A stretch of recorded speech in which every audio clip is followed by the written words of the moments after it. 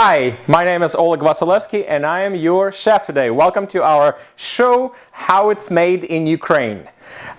Today we're going to cook borscht. Many of you have asked for our secret recipe of borscht, and we're going to tell you about this secret recipe. You know, just like with national dishes in any country, like maybe with lasagna in Italy, you ask a lady, how did you make this lasagna? And they say, oh, whatever I had in my house, I just threw in the pot. Same thing with borscht. You're going to ask every lady in Ukraine, she's going to have her own recipe, or every man, that's rare. But anyway, she's going to have her recipe how to make borscht. So to make borscht, we need to go shopping. So let's go shopping. It's a little bit cold in Ukraine today. Not all the Ukrainians shop at the markets. We have wonderful civilized grocery stores. Let's get in and see what's inside.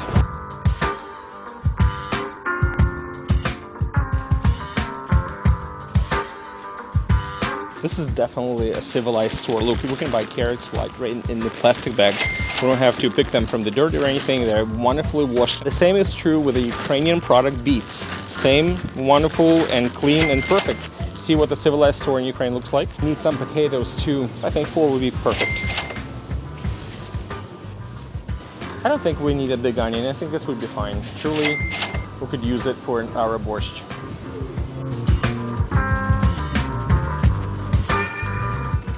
Okay, sour cream, large choice. You can pick anything you want here.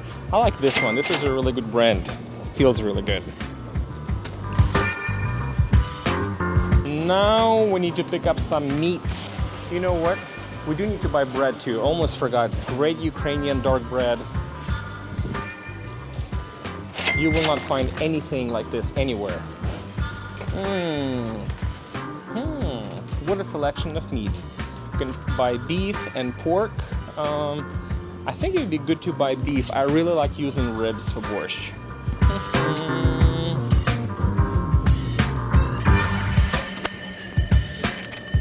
I think we're gonna grab this. This is really good. Fresh vegetable oil. It is very important because we're gonna be frying vegetables on the frying pan, and we need to have some of this vegetable.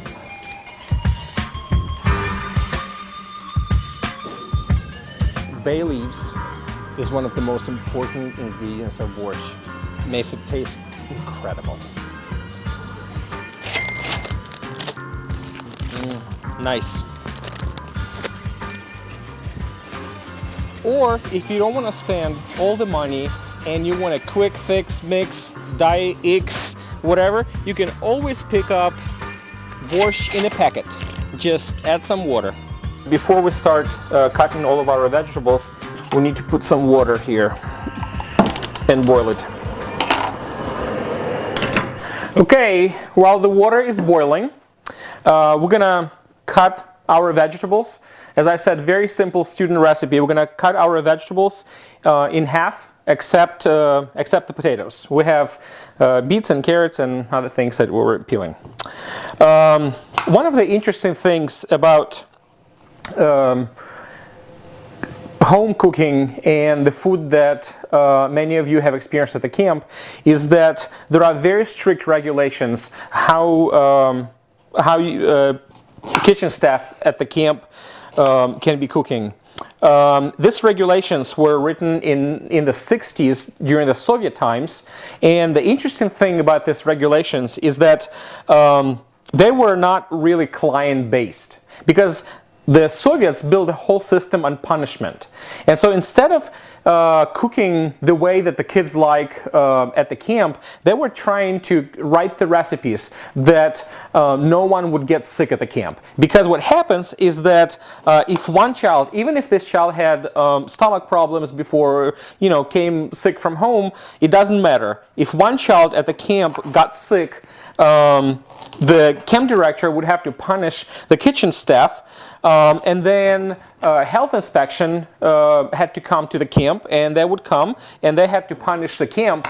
They didn't care whether that child was sick or not before, they were punishing. Then what happened next is that the prosecutor would go to the health inspection and they would have to punish health inspection. So they came up with this recipe book which was this thick, and which was later also adopted by the Ukrainian health inspection in the 90s when Ukraine became independent. which pretty much, you know, they had to cook very mild food that nobody would get sick. One of the things, for instance, is that we're going to use today is vegetable oil, and we're going to fry some of these vegetables. They cannot, at the camps, they cannot use vegetable oil.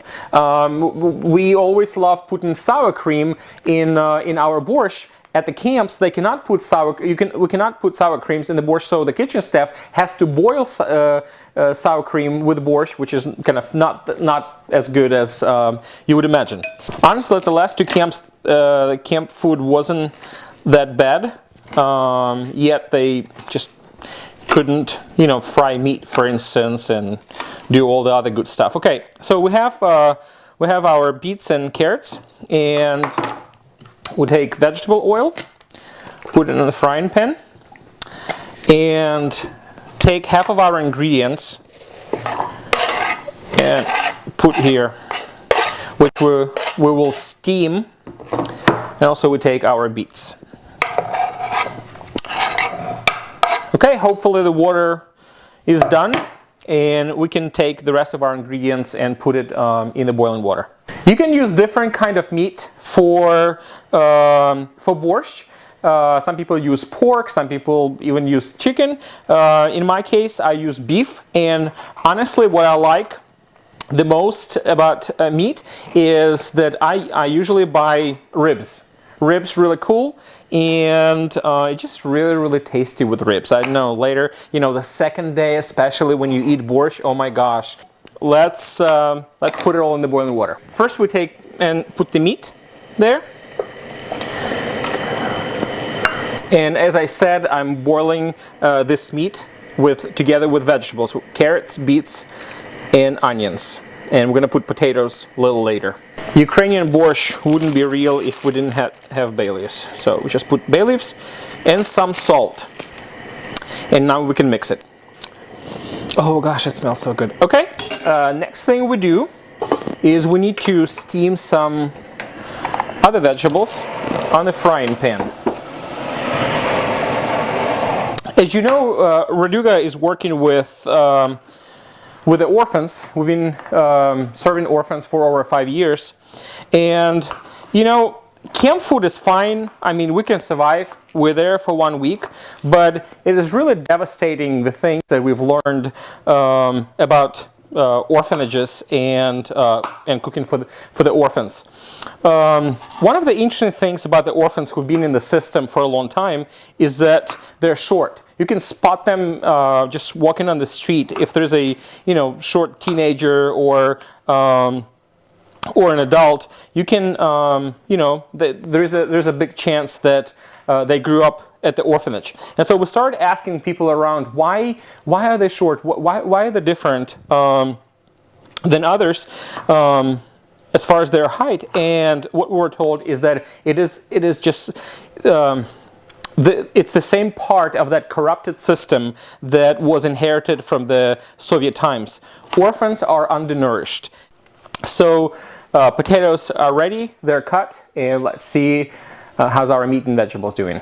You have to cook them till the condition when they're soft, you know, like when you're steaming vegetables. You put potatoes usually when the meat and vegetables are kind of already done. Let's see if the vegetables are done. Yep, the vegetables are soft. Meat is soft. I think we're ready to put the potatoes now. Okay, so we're taking our potatoes.